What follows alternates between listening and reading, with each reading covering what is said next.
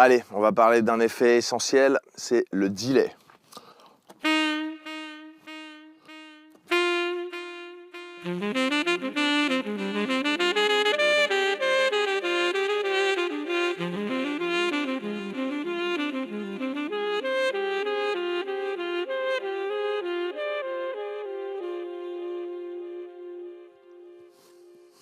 Alors le delay est un effet assez fabuleux, extrêmement inspirant, qui permet beaucoup de possibilités. On va regarder un petit peu les réglages de base qu'on retrouve sur toutes les pédales de delay. C'est assez simple en définitive. On a un premier potard qui va être le mix. Donc le mix, si je le mets à fond, à 100%, je vais avoir un niveau de delay qui va être au même volume que la note que j'ai jouée.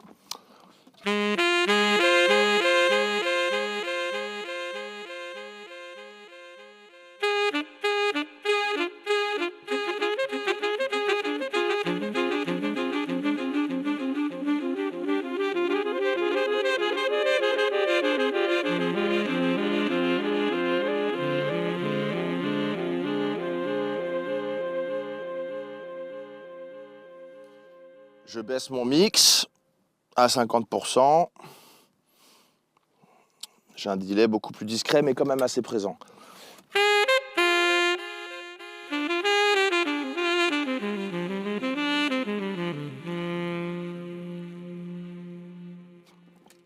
Le deuxième réglage qu'on retrouve sur toutes les pédales de delay, c'est le feedback, c'est-à-dire la longueur de répétition.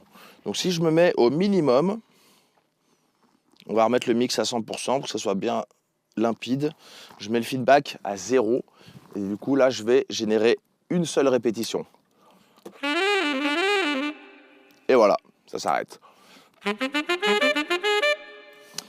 C'est là que si vous jouez avec un micro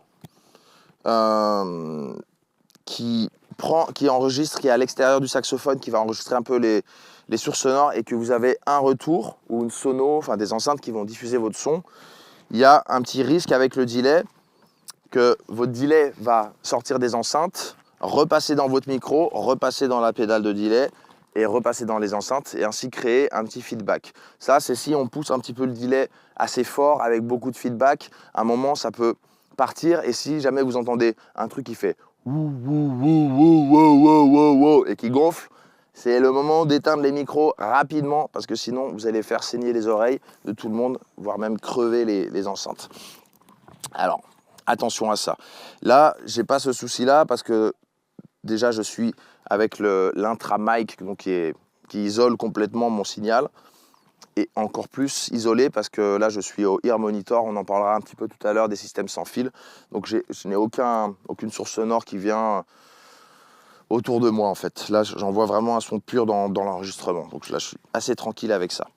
Bref, le feedback, donc là on est au minimum. Et donc si je le pousse un petit peu, j'aurai plus de répétitions tout simplement. Et si je le pousse assez fort,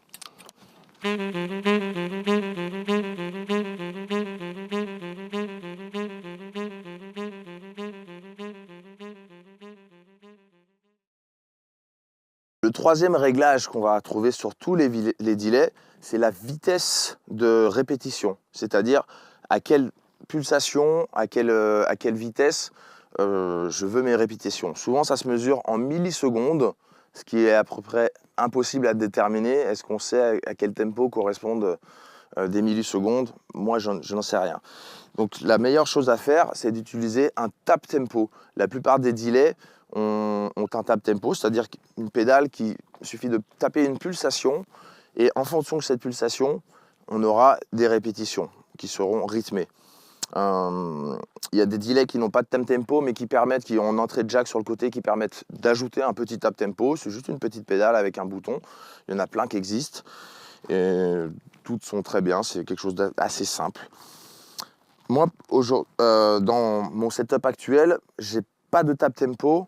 Pourquoi? Parce que je suis en synchronisation avec l'horloge MIDI de mon looper et de mes différentes machines. C'est-à-dire que dès qu'il y a un tempo qui est rentré ici, en synchro MIDI, il y a toujours, on appelle il y a toujours un appareil qui est le master et l'autre qui est le slave.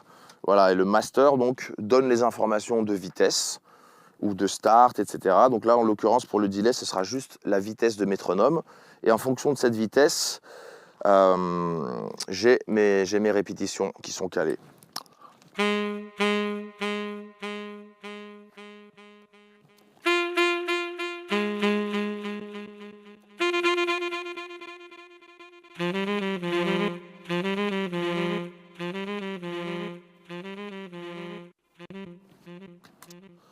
Voilà. Donc là, je suis dans un modèle de synchronisation MIDI. Ça ne va pas être le cas forcément de tout le monde. Donc, tap tempo. Et avec le tap tempo, moi, j'ai utilisé ça pendant des années. Pendant le morceau, je peux passer de la croche à la noire, à toutes sortes de choses. Changer de vitesse, ralentir, accélérer, caler un delay. Même si les musiciens accélèrent un petit peu, je peux accélérer en cours de route. Je peux m'adapter toujours en tapant la pulsation. Il suffit de taper 2 coups. Le deuxième coup se positionne par rapport au premier et donne ainsi la vitesse d'exécution.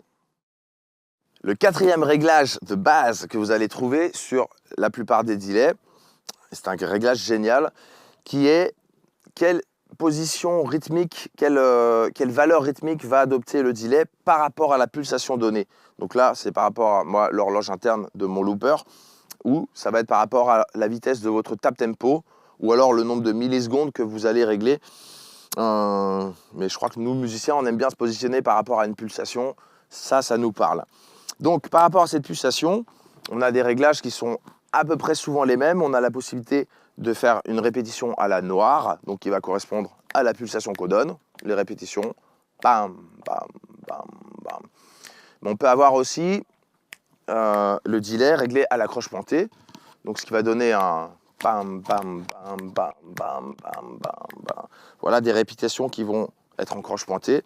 On peut souvent se régler à la croche, au triolet, des fois à la double croche.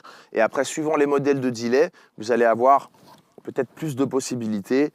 Et par exemple, dans ce modèle-là que j'utilise, je crois que j'ai vraiment énormément jusqu'au triolet de ronde, il y a vraiment beaucoup de possibilités. Donc par exemple là, je suis à la noire. On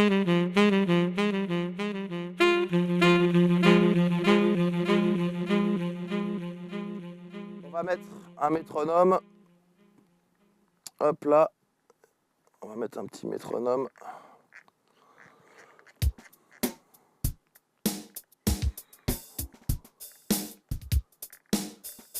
Qu'est-ce qu'elles sont moches ces batteries. Voilà, merci.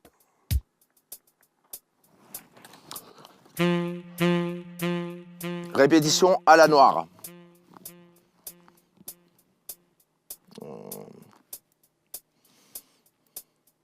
Répétition à la blanche.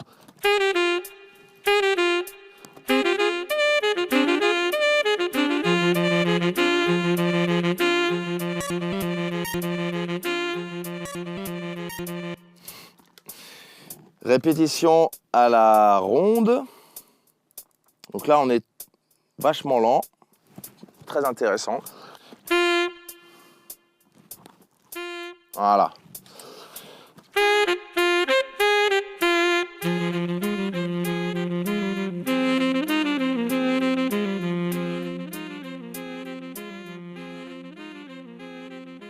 Alors, par exemple, sur cette utilisation à la ronde,